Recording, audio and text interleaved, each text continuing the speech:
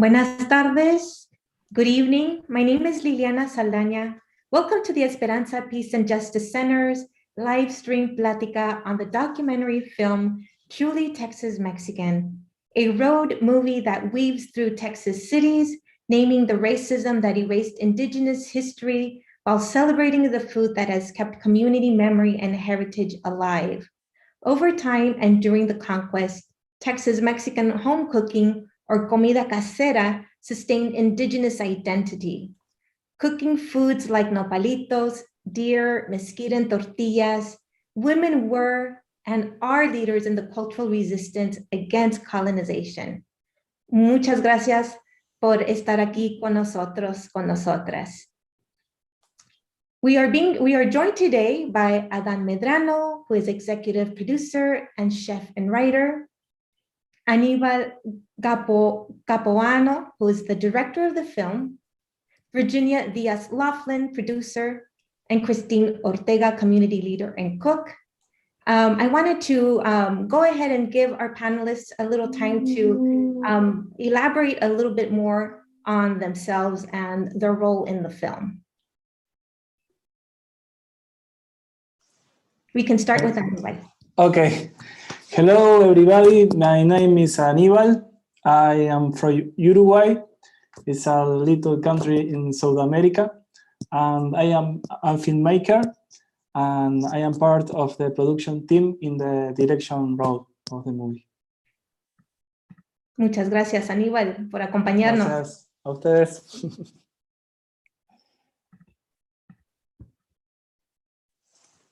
We can continue with Adán. Hello, everyone. It's great to be here. Thank you, Esperanza Center, for having us. I am the executive producer and the writer of the film, of the movie, and which is Truly Texas Mexican. And I also wrote the book Truly Texas Mexican, which is sort of the inspiration for the movie. I'm part of the production team. Muchas gracias, Adán, por acompañarnos. And Christine? Hello, Liliana. Thank you for inviting me to participate in the panel. I am an independent board member of national nonprofits. I offer national and international advisory services for business and community outreach.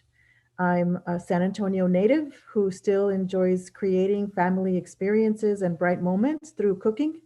And I was invited to share the experience and the purpose of a 2-day birthday party where I've been reaching back now to ancient times and cooking a cabeza de pozo on my birthday. So you see that in the film. Muchas gracias, Christine.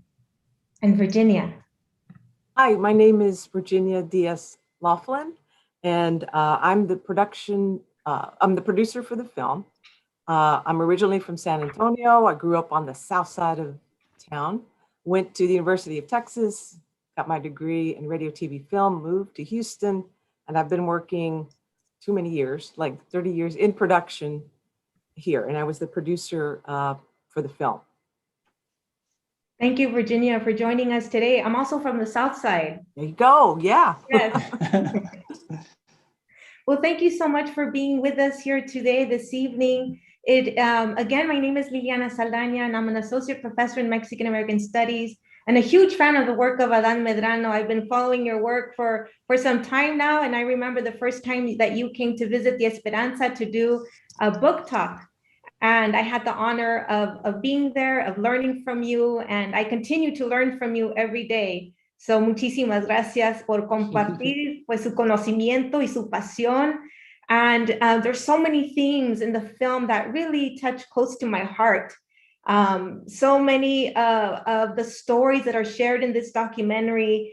And it's exciting to see a documentary where particularly your work, because it's the first documentary I see where Texas Mexican food is featured and is dignified, right? And features the work, the contributions of indigenous and women in sustaining Mexican American foodways. So thank you so much. And before we begin our plática, I'd like to go ahead and show a short clip of the film trailer.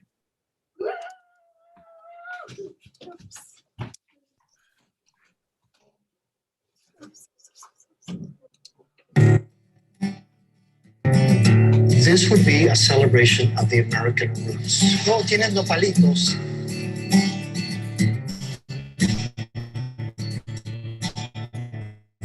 The Culinary Institute of America, they weren't doing my food. It just wasn't there. It was invisible, nothing. It was a way for me to bring something tangible from things that are gone. We need a cow's head, a cabeza de vaca. So we got it. Even my friends freak out. I think one of them threw up once. This is survival food for us. The Texas Mexican cuisine gives you an opportunity to see how differences are embraced.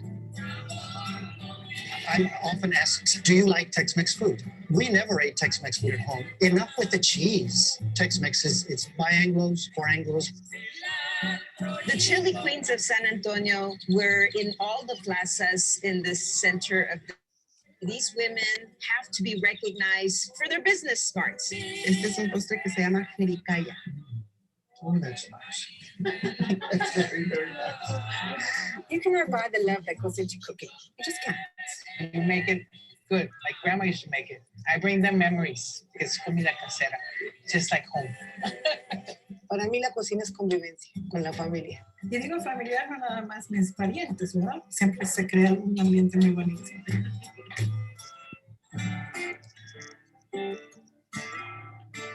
Native people in the state of Texas are the forgotten people, period. We live in a racist society, sadly. If we look to the books, we're not there. We have been erased. The fence, as innocuous as it looks, is really kind of a death symbol. Your ancestors have been standing here, breathing this air for 10,000 years, and that's got to be empowering. Cooking is part of art activism because it's part of our culture, and I want to keep it up. Her voice is in the winds. She's talking to us. She's sending us a message. Now we've arrived. We're telling our story. I hope it's a story that is about becoming what we can become.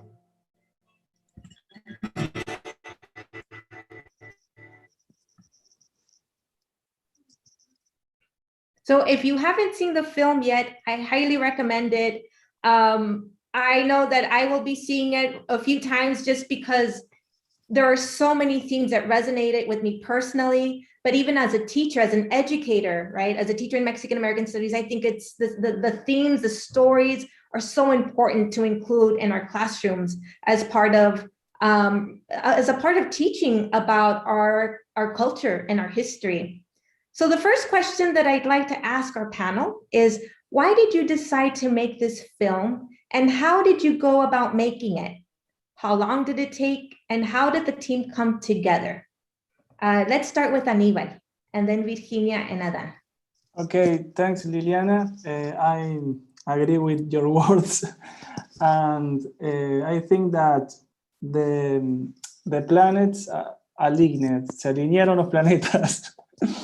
Bueno, después de, after reading the books of Adán, Truly Texan Mexican, with an exhaustive research of the history of South Texas, we start to dreaming in make the film, and well, also the enthusiastic way of the feeling of Adán that this story need to be told because it was an untold story. And well, we start to work in the script, and after Virginia integró el equipo, add to the team, and well, in this stage, the start to be real. Virginia make it the road manager and the production manager, the location manager, and we start to shot. Gracias, Aníbal. And Virginia. Oh, I have to tell you the story. Aníbal is being very, he's not telling you exactly what happened. Aníbal was the driving force behind getting getting Adán to decide to go ahead and make the movie. They created a special poster that like to sell the film, and they showed that to Adán, and then he couldn't say no. He had to do that. So he was very important in that. And Aníbal is a very important part of the film coming to life and making the dream come true. So I did not know Adán. We met through a mutual friend. He was the Houston Film Commissioner. And Adán had put out some, a little discussion with Rick about if there was someone that may serve as producer on the film. So I read Adán's book. We talked a little bit. This started back in 2017 in the fall. And there was a particular section of his book that talked about rewarming tamales on a griddle. And to me, that brought back memories of my grandmother right away. And that's like, you made the connection with the memories and that. And so I decided to come on and collaborate with Adán and this team to start working on the film. Adán. That's great to relook at that, Virginia coming on, and Aníbal. I had known Aníbal and I had been friends, and he said he wanted to make this, and I told him he could have the book to do it, but my media production days were over. You remember I started the Chicano Film Festival, which is now the San Antonio Cine Festival, and that was in 1976. And I was a film producer there, and I thought that was over. But I had met Aníbal, and we kept talking over the years, and he wanted to do this film, and I said, go ahead. And then he very slowly, like Virginia said, wanted to get me on board and to participate in the film. And that's the way he did it. But he did it with a caveat to tell me I didn't have to be in it if I didn't want to. And I said, okay, I don't want to be in it because the people should be in it. It's not my story. It's the story of our community.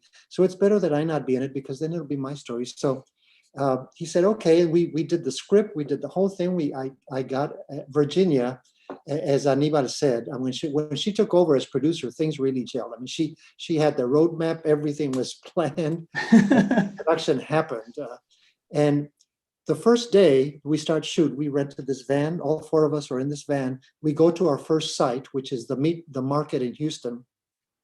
They set up the camera, we're behind, the director's there, and the director says, okay, Adán, you walk in there in front of the entrance. And I said, what? I'm not supposed to, well, I wasn't going to say I'm not supposed to be in it because when the production starts, the director is in charge. And I know enough that you've got to let the creative people do what they need to do. So I started walking and then I was in the film. He's a very good director. Okay. Pues como dijo Aníbal, I'm glad that the stars aligned and that you were able to create this documentary film. Yes, I think it is stars aligning. I mean, Virginia and Aníbal and Gabriel and I have become very good friends because we believe in the project. We're hoping that other people will see the many layers that you saw. Yeah. That's our production. Excellent. Pues gracias. So can you tell us a little bit about the story of the film in regards to the empowerment of people of color, specifically in this case, the Mexican American and Latinx community? We can begin with Adán. Okay, that's really what it's about. That is, like Aníbal said, the untold stories. You know, they're untold. We have been suppressed, we have been oppressed, we have been erased, except in the intimate spaces of family and of friendships. It's like when Virginia said, when she read about the comal and the tamal being put on the comal, that took her back to her grandmother. These stories and these experiences have not been erased in our community, in our families. And Antonia Castañeda from San Antonio says, we have to be confident, have the confidence to claim our experience of ourselves and of our community. And that's what I think the film does, all of us. We want to claim that as our own and our storytelling. And that's how I believe it is empowerment of people, because it's just the beginning. There are many, many stories that are yet to be told. They're not untold. They're untold in the marketplace. They're not untold in our communities. They're very strong in our communities. They empower us. I think also that the story of this film is about what Adán is touching on, which is reclaiming knowledge, right? The knowledge that we have through our families is very real. As a very classic example to me is when Adán did a DNA study on his family history, and he shared it with our family. And then I shared with him that my grandmother, his mother, told me our family history, which came down through our line of Chichimeca. And so that verbal exchange of information, which is a true source, which is a 100% trusted source, completely matched the overlaid science that Adán experienced through the DNA test. So to me, it was a converging of what science tells us is true and what I already knew by virtue of the family history and the oral tradition that we had. This too, cooking is all passed down through the oral tradition, through the act of actually cooking.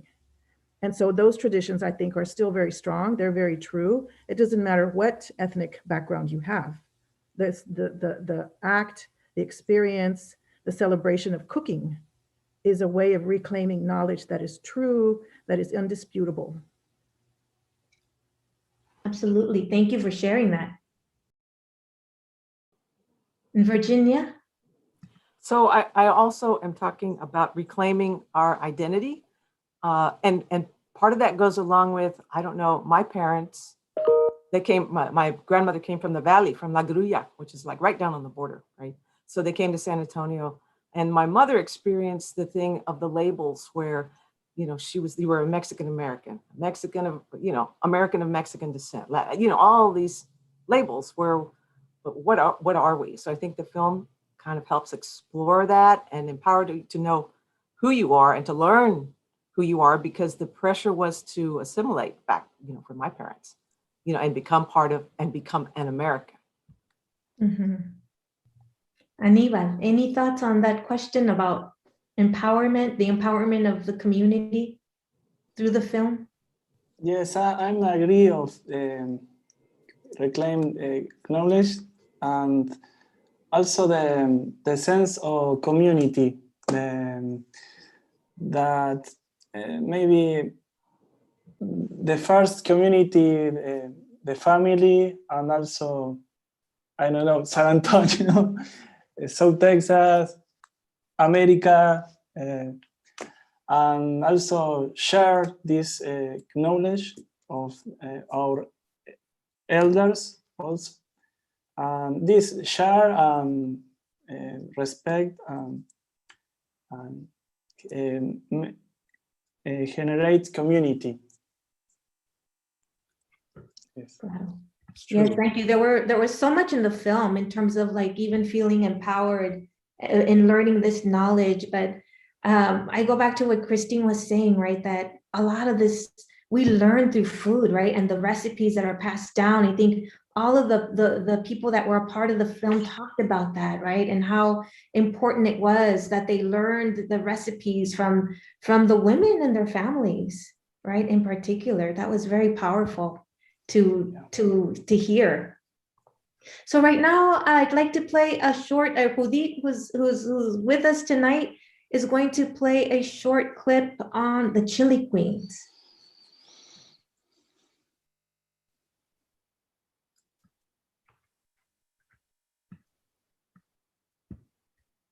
We think.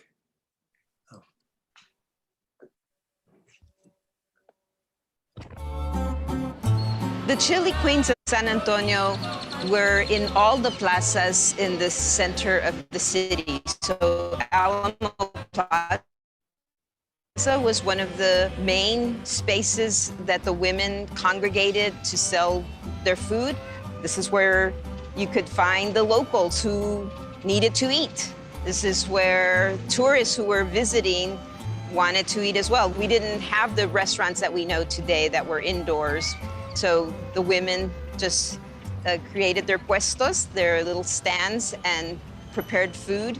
I know my own great-grandmother, Teresita Cantu, she was a vendor, a chef. My mother did tell the story of my great-grandmother being a chili queen and using the word chili queen. The little baby is my mother, who's now 95 years old, so. My great-grandmother, she made tamales, carne guisada, pollo guisado, arroz con pollo, mole, chile relleno. I was thinking about nopalitos and capirutada. So I think those are the foods that she must have made because those are the ones that my mother made. So yeah, everyone had a different style. Everyone had their forte in what food they were going to prepare and how they prepared it, the food that they had grown up with. And so that allowed for the diversity in the meals that were unique and distinct to each one of those stands. These women have to be recognized for their smartness and for their business smarts.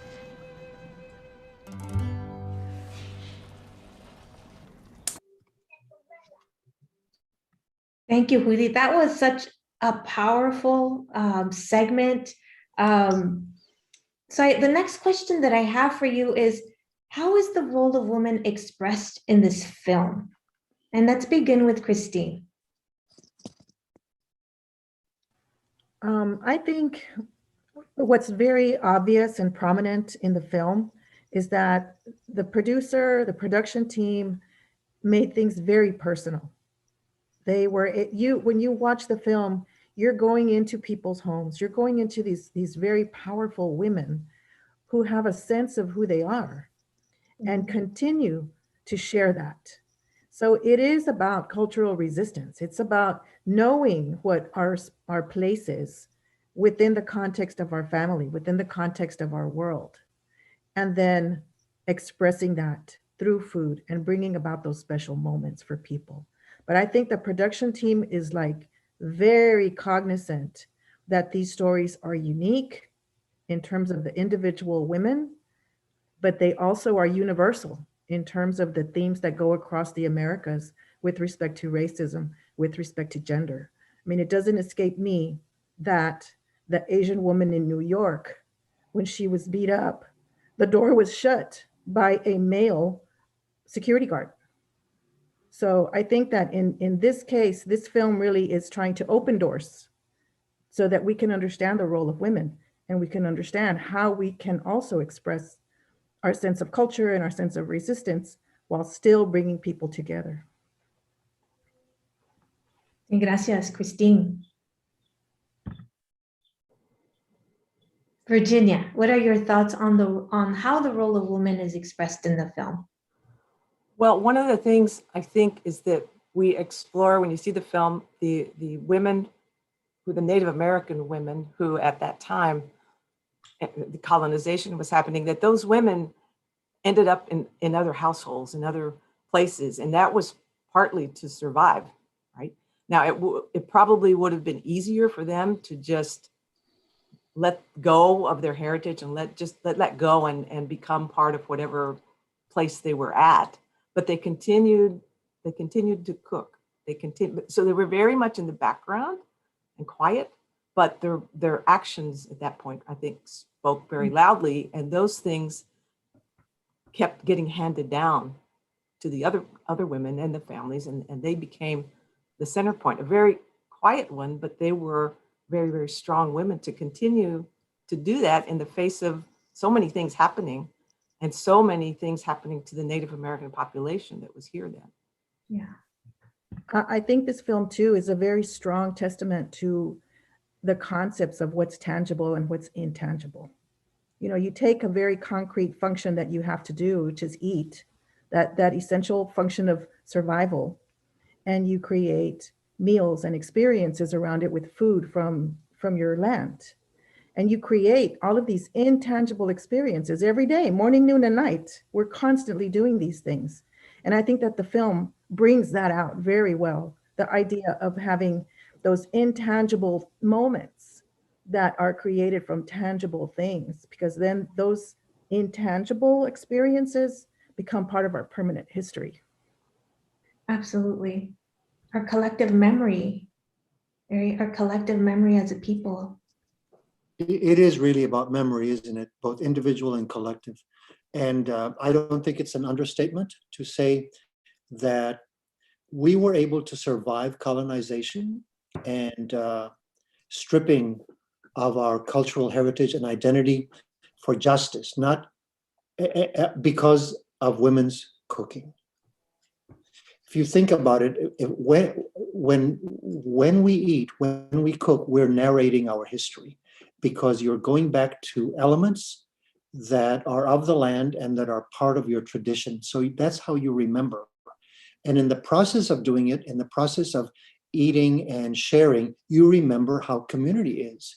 And then at the very basic level, when you cook, it puts you in touch with basic ethical questions. How am I going to relate to the environment in a sustainable way by the way that I source things?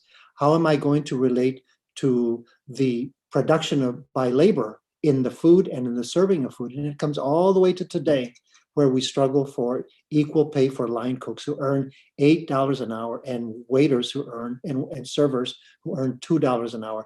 These things, when cooking puts you in touch with ethical questions. And so I think the empowerment of women is an issue that has been erased, because as soon as you recognize that women have a leadership role and a powerful role, it's very threatening to the structures. If you think about this, and I'll let Aníbal, because Aníbal has a story about the Uruguayan experience as well. But if you look at the chili queens, they call chili queens, you know. They're women entrepreneurs. They were very successful downtown. They were also successful in the west side of San Antonio. They had fondas where they served the food. But when they go into the urban spaces, they go into the public spaces of society where male power exists.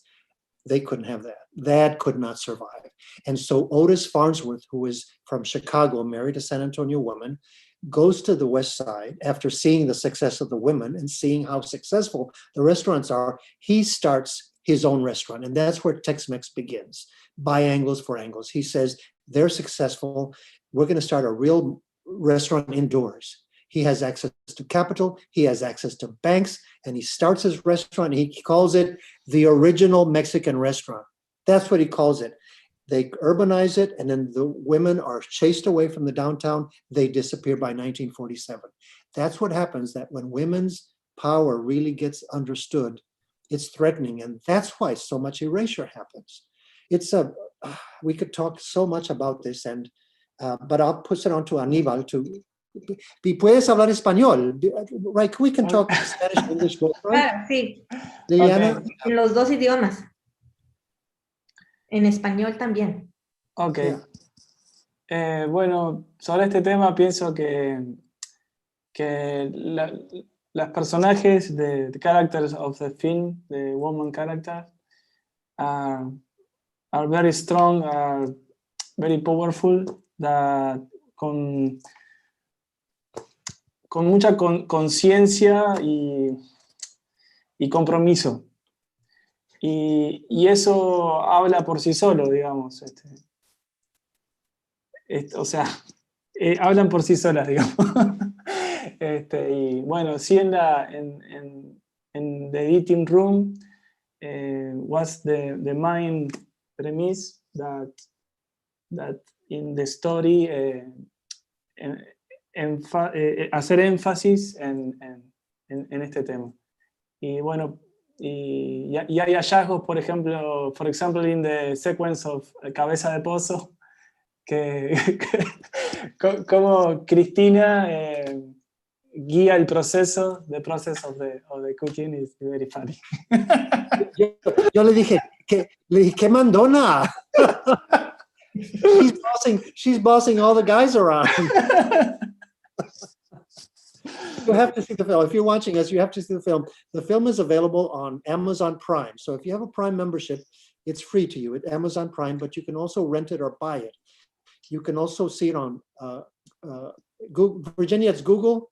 Google? So it's on Google TV, Apple TV, and YouTube. And watch for the local station, your local PBS stations. We just aired on Monday here in Houston. Thank you so much. And KLRN is going to air it. I called them, couldn't get through to them, but they sent me an email saying it is on their programming schedule. So call them and find out where, because then you don't have to pay for it. You don't have to have internet. Lots of our family members don't have access to internet. So it's very, very hard. That's why we put it on PBS stations, because then it'll be over the air. So watch for that. Yeah. And I was able to get my institution, which is UTSA, to get the film. So I highly recommend, if you're an educator, if you are, it doesn't matter if you're in K through 12 or in higher ed, if any educational space, I highly recommend that you contact your librarian to make sure that your students and you have access to the film. So there's a couple of, I'm sorry, go ahead. Oh no, go ahead, Adán. There's a couple of scenes in the film that I wanted to bring up, since the topic here is the role of women, and see what the other panelists, what it means to you. One is when the artist Celeste de Luna in Harlingen is making a grapefruit pie, which was delicious, by the way, and we see beautiful, the photography is beautiful. Gabriela Bendan is the photographer, much sought after cinematographer. He flew in with the director from Uruguay to film this, and he's got these toronjas, ruby red toronjas. They look beautiful. And Celeste Luna says, my mother loved toronjas. I can remember my mother eating toronjas at the table. Man, if she were alive today, she would love this pie. She conjures up fooding, and she conjures things. Then in another scene where the chef owner of Maria's restaurant is looking over her restaurant, she's a second generation owner. She knows what she's doing. She says, she doesn't say, I sell them this and she says, I bring them memories. She understands the breadth and the depth of what she's doing. And to Chloe, I'll say, we didn't go out in our plan and say, we're going to interview women only. No, we didn't say that. We said, we're going to interview people who know, who understand the food. That's how we ended up with all women. So that's why I wanted to see with these scenes, what y'all, Virginia or Christine. Well, when the Esperanza Peace and Justice Center first put out the notice for this panel, they listed me as chef. And I quickly turned around and I called Esperanza and I said, you need to change that. I am not a formally trained chef. I would hate to insult anyone, right? So I just told him, please put me down as a cook and a community leader a person who loves my community. That is who I am. And so from that, I think it's important for everyone to know that we're all cooks. We can all cook in some way. We can all learn. And I think that when you are cooking for others, particularly, is that the process is going to be different when you have other people in mind than when you're cooking for yourself. I think when I'm cooking for myself, it's like Adán says, I will be more experimental. I might be more daring. But when I'm cooking for other people, I want to do what is tried and true. And those, I think, are the kinds of recipes that you get from posterity, that you get from your ancestors. And, Adán brings up an important element about Celeste in the valley in Harlingen, because she talks about how when you look at chefs today, they're predominantly men. And she says you have to call it for what it is. It's sexism. It's very plain and simple. When you hear her talk about it, she says it in such an understanding of that term. To me, it's a shocking term to say, but she says it in such a way that you understand the complexity of what it is to be a woman, to be a cook, to be a chef, and to be a person who just cares about her community. Yeah, absolutely. Aníbal, any thoughts that you wanted to add? Sobre este tema. Bueno, creo que sí, que I agree with Christine about the food like that transcends the moment of eat and is a connection with something intangible and with the land, with our family or elders, and I think this is a connection with a lot of things. And I think that the movie have like in the molcajete here, a lot of terms, a lot of things that we try to find beauty in this. Aníbal, yo tengo una pregunta. Dime. ¿Por qué es que este documentario te habló la atención? Como tú eres de Uruguay, no eres tejano. ¿Por qué es que este tema te habló la atención? ¿Qué es que te toca a ti este tema? Y habla en español. Ok. Lo que decía es que me pareció una historia que combinaba muchas cosas y para mí como fuertes, desde más temáticas y que parecerían lejanas pero son compartidas también en mi país, como por ejemplo en Uruguay existe como un mito que es la extinción de los nativos americanos, o sea, de los indígenas. Hay como una batalla muy famosa, se llama Sal si puedes, que en ese día supuestamente se extinguieron. Pero, y cuando empecé a introducirme en la investigación de Adán, vi que había conexiones, que incluso nos pasó de encontrar una placa en la película que decía que estaban extinguidos. Pero además eso, que había como la motivación era como por muchos lados, y eso lo hacía para mí muy, muy poderoso, o sea, la historia. Y además de también, si bien hay conexiones, también de conocer otra cultura y un poco transformarme yo en esa experiencia también. Sí, gracias, Aníbal. Sí, hay unos temas que son, o sea, que son de esta región, pero también hay temas universales, ¿no? Que es la resistencia cultural por medio de la comida, que es el rol de las mujeres en preservar, ¿no? Estas tradiciones y este conocimiento, y pues lo hacen también para seguir adelante, ¿no? Para no sobresalir de sus condiciones también. Y es lo que pues a mí me gustó mucho de este documental. Well, our next question, before we go to the next question, I want to remind our audience, if you have any questions, please make sure that you include them in the chat. And Adán, I don't know if you had a comment? I was going to have a comment, but I'd rather ask Virginia, because I think she was about to say something after Aníbal.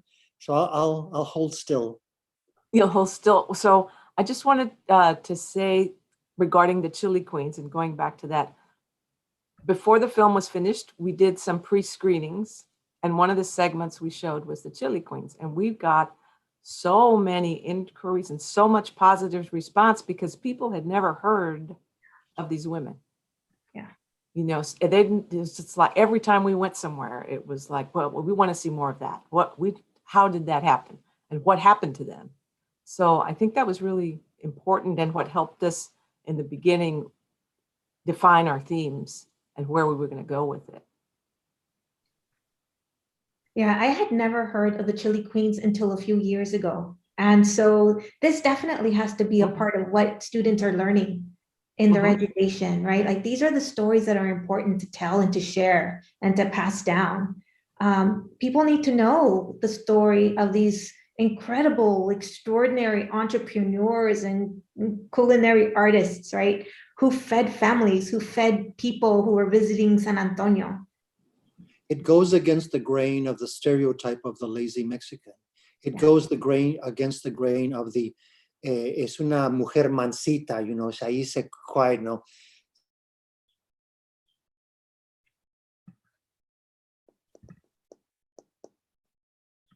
I think we lost Adán, or his screen froze. I think he froze up for a second there. This shows how prominent they were. It is the fact that they transformed the city of San Antonio into a tour, did that. And it's also, we become oppressed area of the public forum. These. So we may have lost Adán, I don't know. Oh no, yes. So Adán, we heard most of what you said, but we lost a little bit about of what you said. But Sorry about that. Okay, I was disconnected and then came back. Sorry. That it is to be taught in classrooms that when the women, and all of us, but particularly the women, were successful and they show that they're successful, they're showing themselves to be the transformers of the downtown urban area. The politicians are there, they're white males. The bankers are there, they're white males. And others who may be Latinos, but they're males, they won't have this. And so through the pretext of health laws, all kinds of regulations, they are chased out. This is a lesson. And of course, the Chili Queens were erased. The lesson is too powerful as a force for liberation. And so I can tell you that if they had been white males, if the Chili Queens had been white males, today we would say, not Chili Kings, we wouldn't use that term, you know, it's like these men are the originators of today's urban restaurant industry. That's what we would say. And that's what we should call these women. Virginia, you had been speaking about this, that throughout the film, you know, that you wanted those voices to be heard. I would like you to say something. Yes, that again, this was going back to our untold story themes that we had, and not only with the Native Americans, but with the women, and that the women were such strong characters in all of our families. Everyone knows the tia or the grandmother that was the patriarch, you know, of the family, and kept those things living on in spite of all the things that were still trying to oppress them, you know, other people, the other businesses, and they kept going, no matter what, they kept going. Mm-hmm. Yeah, thank you so much.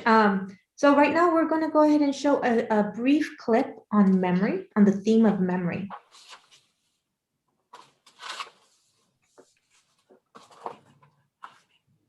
I like talking to people. You enjoy it because you learn things. You learn things about your you know, Hispanic culture. I just love being here. You know, I love the business.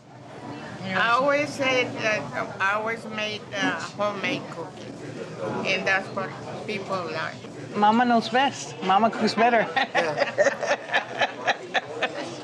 When a customer tells me, golly, I just finished eating this plate, and it reminds me of my grandma. Like, you know, you make it good, like grandma used to make it. I bring them memories. And he goes, that's why we like eating here, because it's comida casera, just like home. That's what it is. You bring them memories. Mm-hmm. Yeah.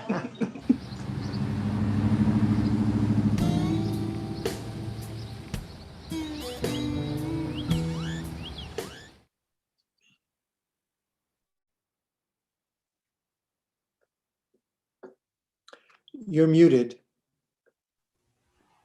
Oh, my apologies. Thank you, Judith, for sharing that short clip. So the next question that I have for our panel is, how does food, including the sourcing, cooking, and distribution, affect power in society, and what role does it play? And we'll begin with Adán and then everyone else. Okay, yes, it's about access to food right now. The corporate control of food is so strong that our choices are very limited. Even the food production, the fast food production, is going more and more narrow. And the two questions which are important questions about food to me are, is it nutritious? Make it as nutritious as possible. And then secondly, is it delicious? Make it as pleasurable as possible for sharing.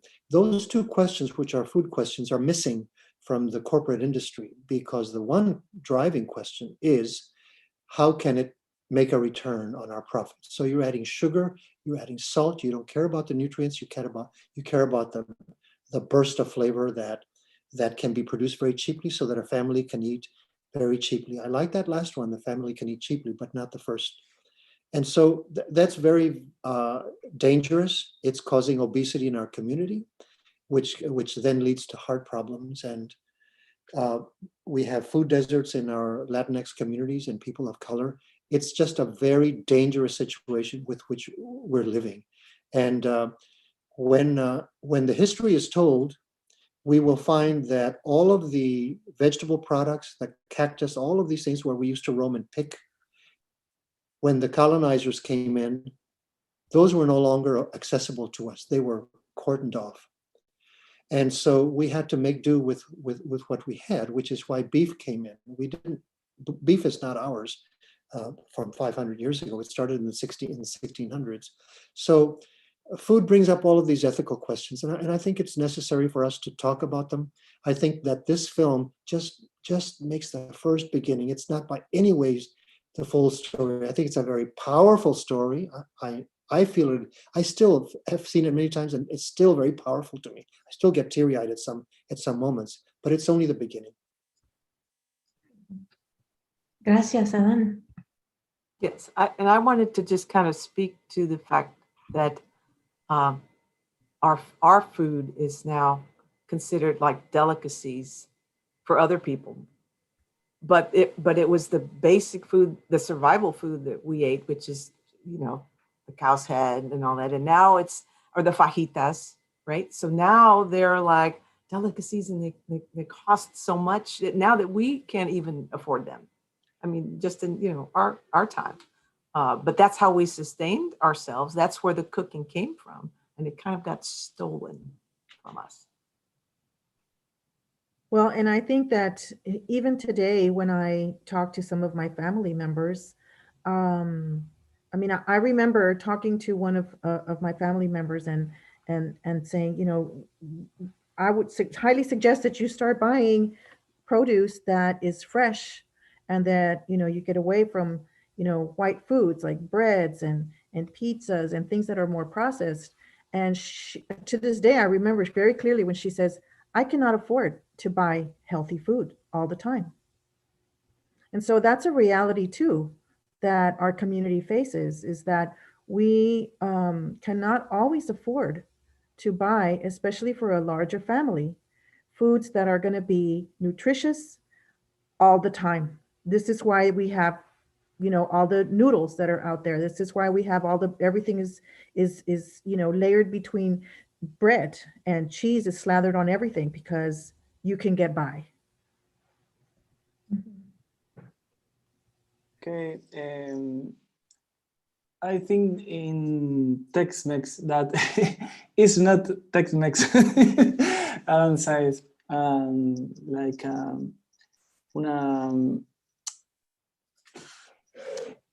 en una apropiación cultural por el mainstream that no contempla la diversidad y la profundidad de las cosas. Ok. Y después también creo que de vuelta con el tema de la comunidad y acá entraría lo del fast food o slow food, en el sentido de tomarse el tiempo para compartir y y compartir y generar comunidad. A veces el individualismo, primero yo, después yo, y si hay migas, ¿cómo se dice migas? ¿Se entiende? ¿Migas? Sí. Para mí también. Entonces, bueno, cambiar ese paradigma y compartir, y bueno, creo que ahí está la riqueza de la comida. Sí, sí.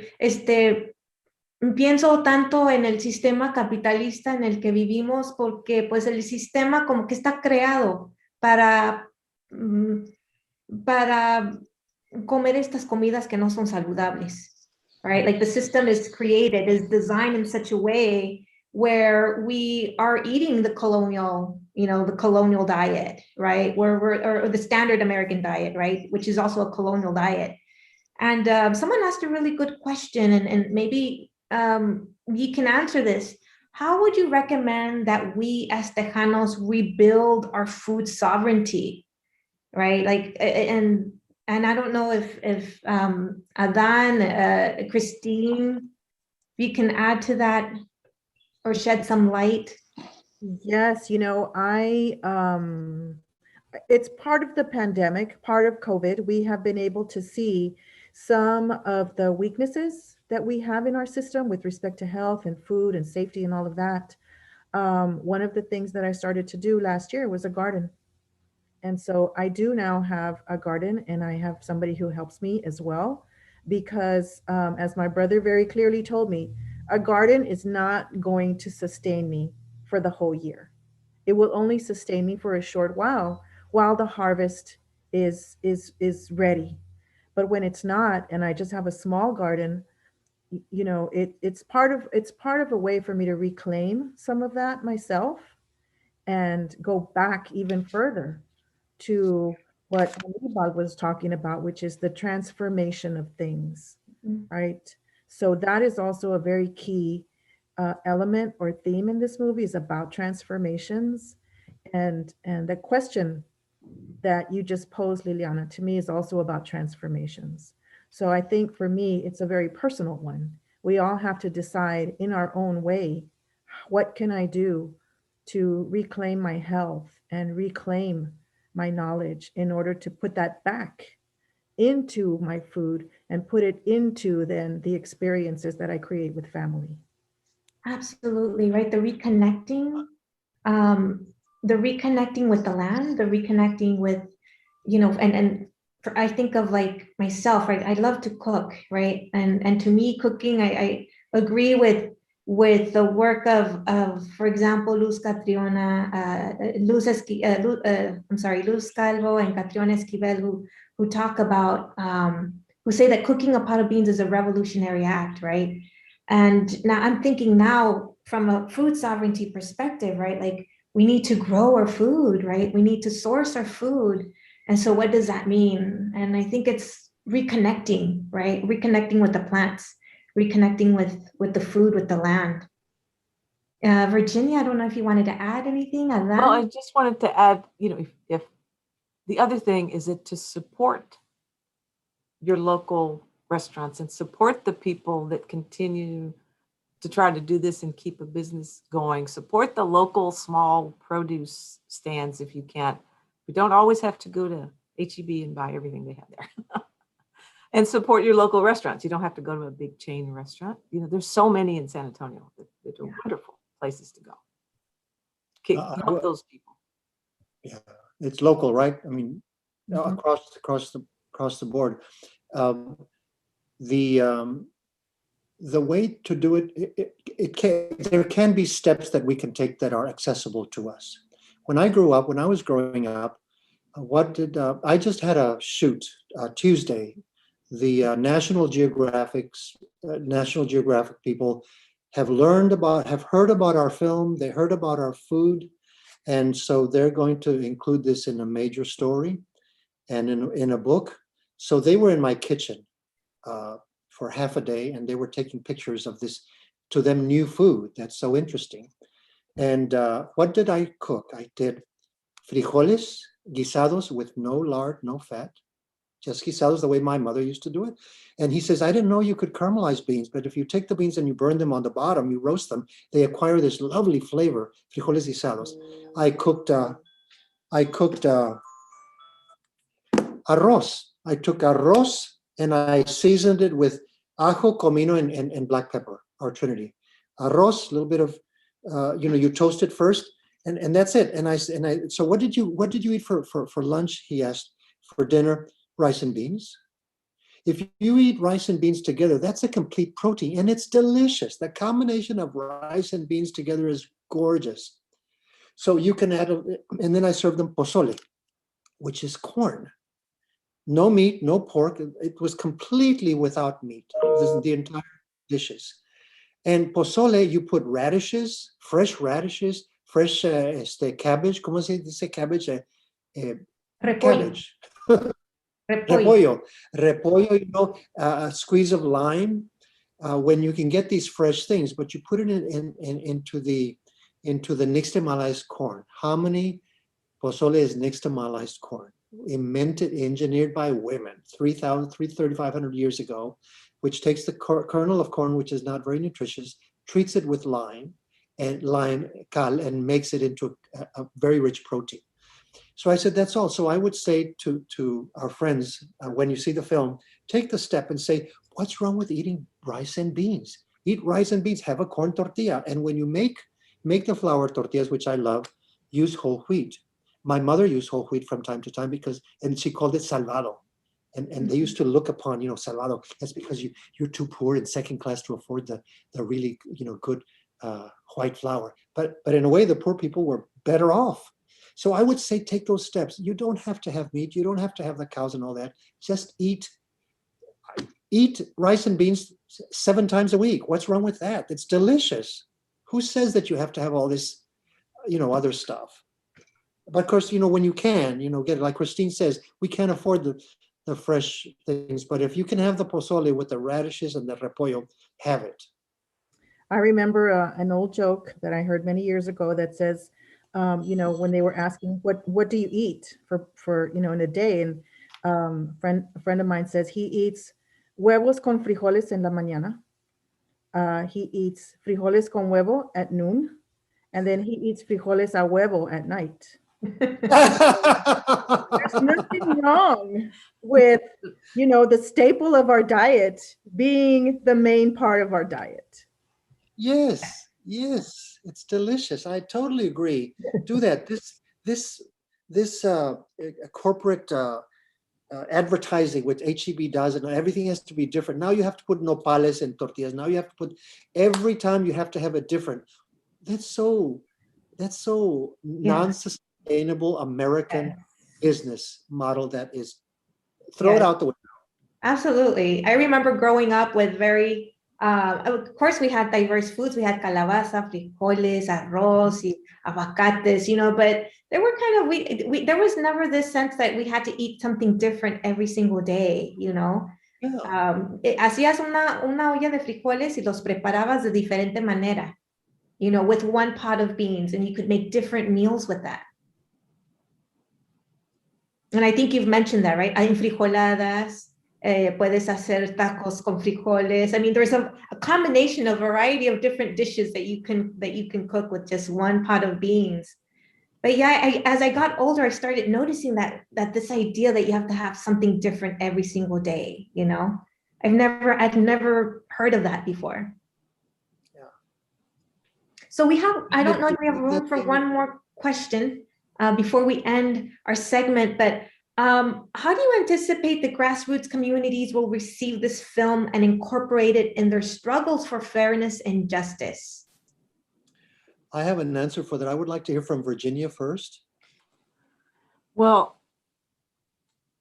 I think that you're going to have a very strong reaction from communities and from those folks that are using this film as an educational tool. It is a film that is uniquely entertaining, but at the same time educational, which is sometimes unusual for a documentary. Not all of them provoke you to think about something. If there's one thing I would like for someone to remember after they watch our film, is that the next time you go to fill out the form and it asks you race and ethnicity, that you really think about it. Because I think if you watch the film, you will have a different perspective on that. Thank you, Virginia. Christine. I think that this film tricks you. It tricks you because you think that you're watching a film about food and that you're watching a film about recipes and how to make your culinary experience brighter. And it does. But it also, when you're by the end of this film, you are now examining, what does the word fair mean? Does fair mean equal? You're thinking about justice. What is just about the erasure of a whole community? And you're talking about gender and sexism. All of those themes that are kind of front and center right now with, with the Asian hate crimes, with George Floyd, with, the Walmart shooting, all of those things are themes that force you to think about how you interact with other people who are different. And you end up with this film thinking about differences, thinking about how people are they and them, and then how people are about us. Yeah. Thank you, Christine. Aníbal. Okay,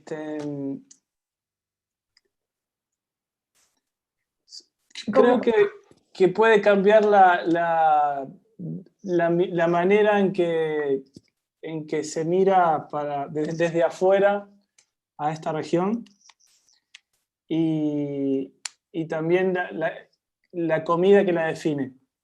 Uh-huh. Y bueno, y personalmente espero que sea inspiradora y tengo una cita de Graciela Sánchez que dice en la película, que dice, tell me more about my grandmother, tell me more about my great-grandmother or great-grandfather, tell me what life was like, tell me what they ate, what they sang, what they read. We are the bridge between the past and the present and the future. That's beautiful. That's beautiful. That's beautiful. I have very little to add to that. It's that type of movie. I'm receiving a lot of comments, and all of them, I would say 90%, use the word deeply moved, and many of them brought me to tears. People are not expecting for the story of the Texas Mexican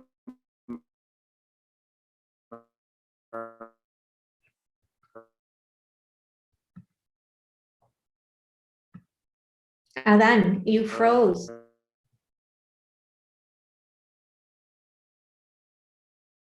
I hope we didn't lose Adán.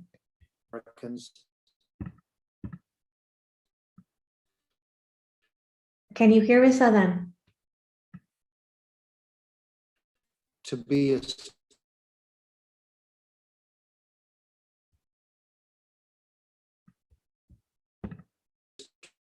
story.